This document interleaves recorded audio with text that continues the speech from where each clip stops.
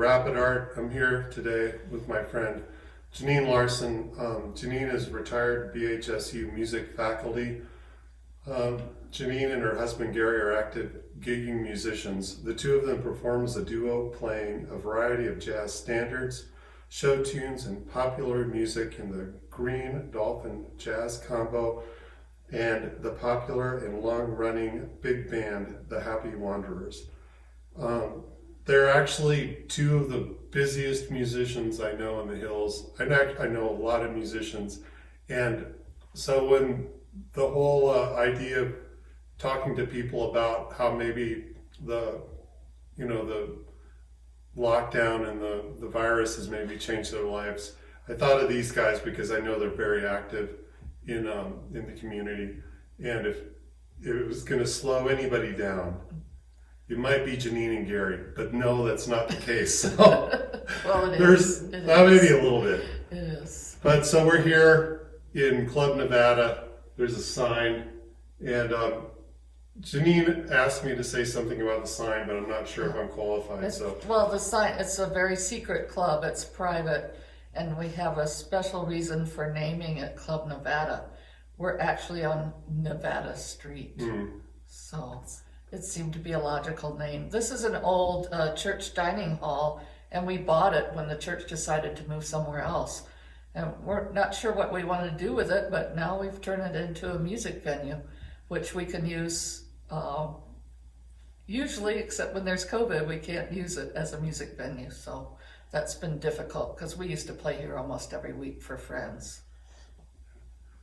There was a Nevada house in Rapid City. Oh, really? In the late 80s. Huh. Well, maybe they had gambling, but we don't gamble. No, it was a bunch of stinking punk rockers. Oh, yeah. So if anybody remembers that, I look familiar. Okay. Yeah. So, this is a great place. I've had guitar recitals here, and we've had little gigs. And, yeah, for friends and yeah. So it's been nice. Okay, so what have you been? I mean, you went from playing basically 2 or 3 times a week, a lot of times. Sure. We're not doing that at all. No. No. Well, part of the reason is the restaurant we played at for 15 years closed. But we haven't been able to find another restaurant gig because we can't play in a restaurant. We're both over 70, and we don't feel like it's safe to play in a closed-in space.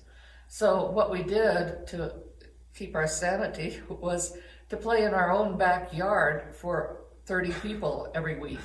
And that was a great gig. In fact, we made more money doing that than we ever did in the restaurant. So, and we'll continue to do that maybe the rest of our lives because people loved having music outside, just coming in the evening and listening to mostly our jazz quartet perform there. Right, and you gave some local musicians an opportunity to play also as well. Yes. Me being one of them, I was able to come out and play. Yeah. Which was nice. I think I hadn't played for months, and I was perfectly happy not playing. I didn't realize how much I missed it until I had a chance to come out. Well, what we miss most of all of us, well, first of all, we miss playing with other musicians. And for Gary and I, it's great because we're married and we can play with each other, and practice with each other. So we're in a very unique situation that I don't know many other people are in. So we can practice and play every day, but we both miss it playing with other musicians. We do have a polka band, and we were lucky enough to have 3 gigs this year because we were outside and 30 feet from our audience. But and our jazz quartet has played in the pavilions and different parks, and we, NPR recorded us, and we've had a few opportunities there. But so many of our other kinds of regular gigs, like Christmas and Valentine's, are at small restaurants, and we just could not do it because of the space situation.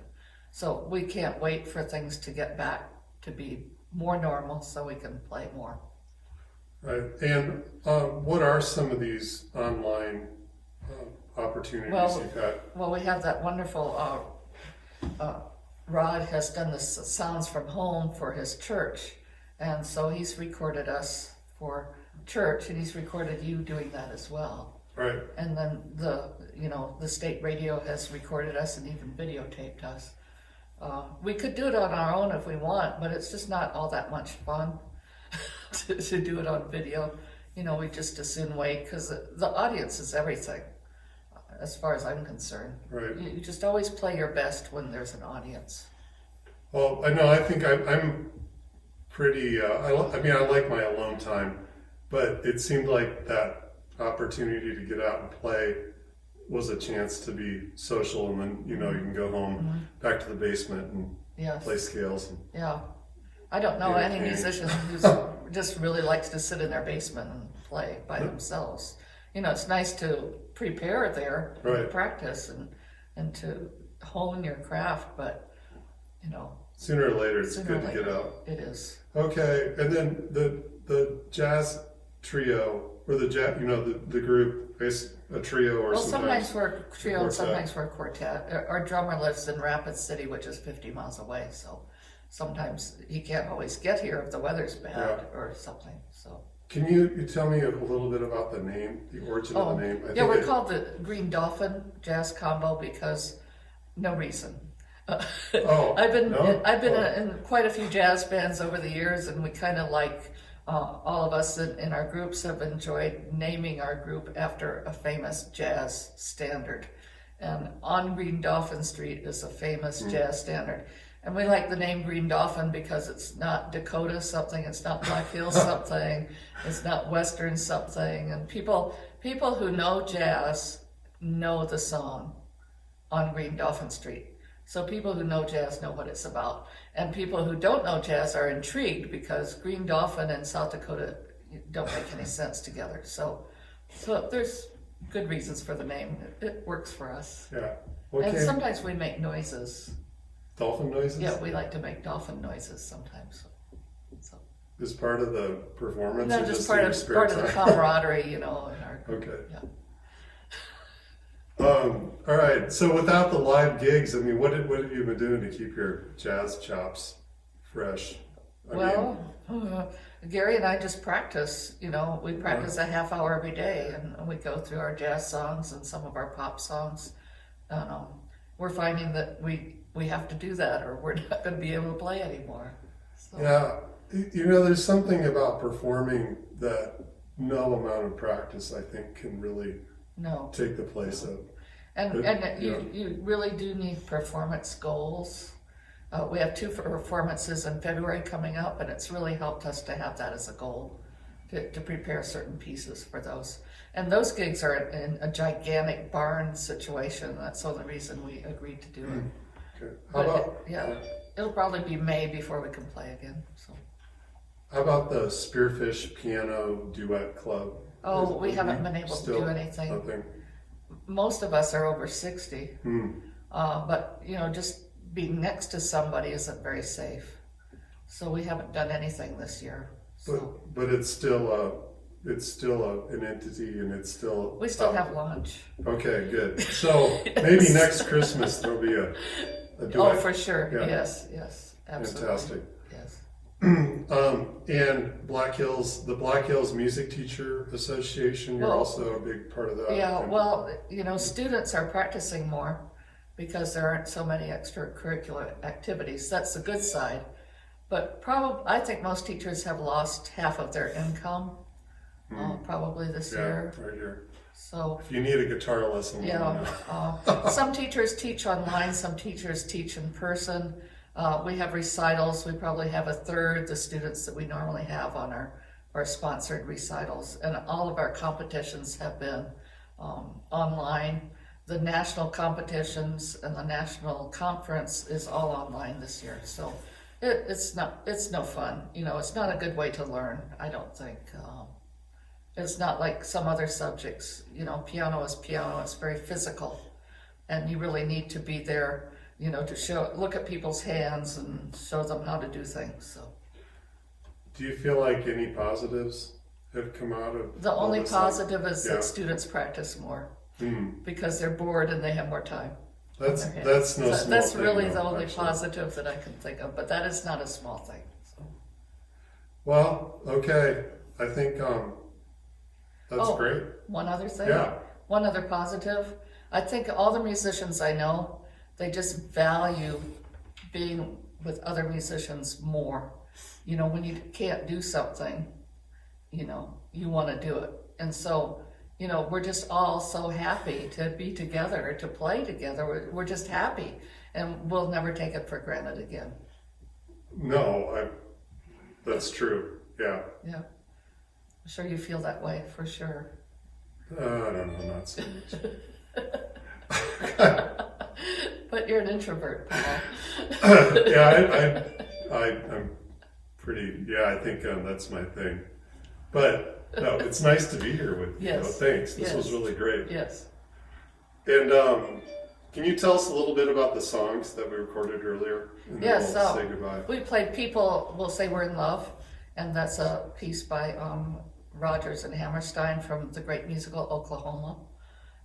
And then we played a beautiful song called I'll Be Seeing You, which was made famous during World War II when people would often not see each other again. And we thought it was appropriate because we're hoping that we'll be seeing each other on stage sometime soon. Yeah, Yeah. definitely. Yeah. Okay, thanks for watching. I really appreciate it. This was Janeen Larsen, and her husband Gary, of course, is playing bass on the tunes. All right, we'll see you later. Thanks. Bye.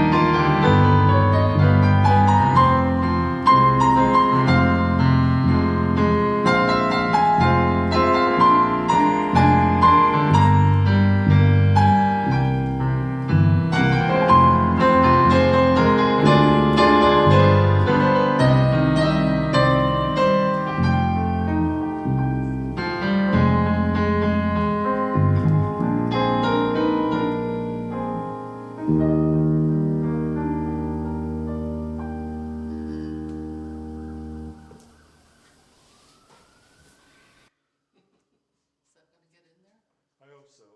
It'll give it that urban